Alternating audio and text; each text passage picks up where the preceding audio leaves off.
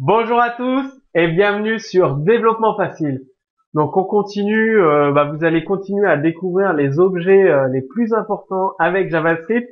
Rappelez-vous les cours précédents, vous avez découvert l'objet string très très utilisé, l'objet date également très très utilisé et le nouvel objet que vous allez apprendre à utiliser aujourd'hui, donc qui s'affiche sur votre écran, il s'agit de l'objet array, les tableaux qui sont très très utilisés, que ce soit en C, en JavaScript, en PHP, également en JavaScript, c'est également très très utilisé. Alors, comment ça marche? Pour gérer les données, on utilise un tableau. Donc, on définit var tableau égale, vous définissez différentes valeurs, valeur 1, valeur 2, valeur 3, valeur 4. Var semaine égale new array lundi, mardi, mercredi, jeudi, vendredi, samedi, dimanche. Et pour accéder à un élément, entre crochets, document.write, donc à semaine 3, non, ça va pas afficher l'élément numéro 3. Tous les débutants font cette erreur. Je l'ai faite aussi. En fait, les tableaux, ça part de l'indice 0. Donc, si vous faites à semaine de 0, ça va afficher lundi. Donc, lundi 0, mardi 1, mercredi 2, jeudi 3. Donc, à semaine de 3, ça va afficher le jeudi. Rappelez-vous, les tableaux démarrent à l'indice 0 pour le premier élément. À semaine.length, ça va vous renvoyer le nombre d'éléments présents dans le tableau. Alors, voici les méthodes disponibles dans les tableaux. Concat, vous avez deux tableaux différents. Vous faites un tableau.concat, tableau 2 en argument. Ça va vous renvoyer un nouveau tableau avec les deux tableaux assemblés. Join, ça crée une chaîne de caractères à partir des éléments d'un tableau. Donc, vous avez une méthode pour, à partir d'une chaîne de caractères, split, créer un tableau. Vous avez l'inverse, à partir d'un tableau, créer une chaîne de caractères. C'est pratique, très pratique. Shift, ça supprime le premier élément d'un tableau. Donc, si vous souhaitez, souvent un tableau, ça a des données et un tableau, ça vit au cours de l'exécution de votre script JavaScript. Donc, vous pouvez supprimer l'élément d'un tableau avec Shift, le premier. Pop, ça va supprimer le dernier élément d'un tableau. Donc, c'est en fonction de votre algorithme. Unshift, ça va ajouter un élément au début de votre tableau. Et push, ça va ajouter un élément à la fin de votre tableau. Pardon. Et slice, ça retourne une partie d'un tableau. Donc, ce sont des méthodes que vous allez utiliser tout le temps. Donc, très, très important. Faut les savoir par cœur. Vous faites comme moi. Vous avez une note affichée. Moi, j'ai un cours. J'ai mes propres cours qui font office de mémoire, tout simplement. Donc, splice, ça ajoute, supprime ou remplace les éléments d'un tableau. ToString, vous le connaissez, vous le voyez, il est présent dans tous les objets. ToString, ça convertit un tableau en chaîne de caractères.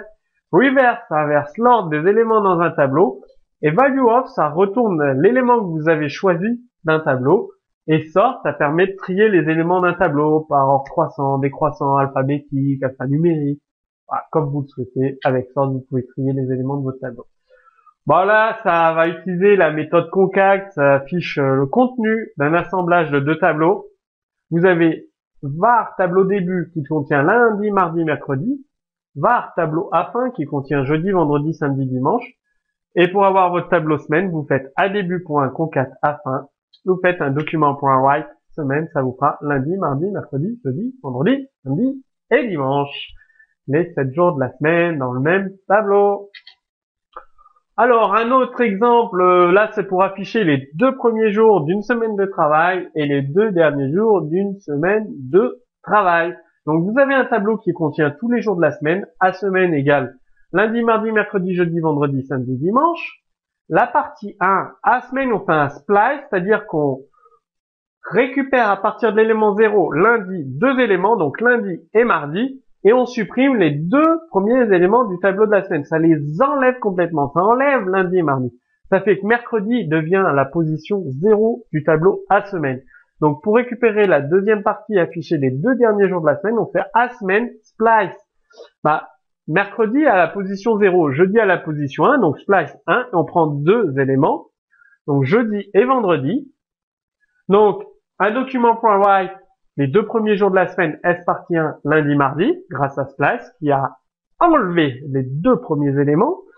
Et document.write les 2 derniers jours de la semaine, est partie 2, où on s'est décalé mercredi à l'indice 0, donc 1 pour jeudi et vendredi, tout simplement. Donc Splice peut être très très pratique comme méthode également. Ben, vous avez un exemple concret. Alors, pour ajouter des éléments dans un tableau, vous avez 2 solutions. Là, on va ajouter un élément au début du tableau. Vous avez votre tableau de semaine, mardi, mercredi, jeudi, vendredi, samedi, dimanche. Ça a l'air marqué, il manque le lundi. Bien, vous faites un semaine il y a eu une erreur var semaine, c'est pas semainier.onShift pour ajouter le lundi, c'est semaine.onShift pour ajouter le lundi au début du tableau, vous l'ajoutez votre lundi. Donc document.write la semaine complète à semaine. Donc onShift, ça ajoute un élément au début de votre tableau.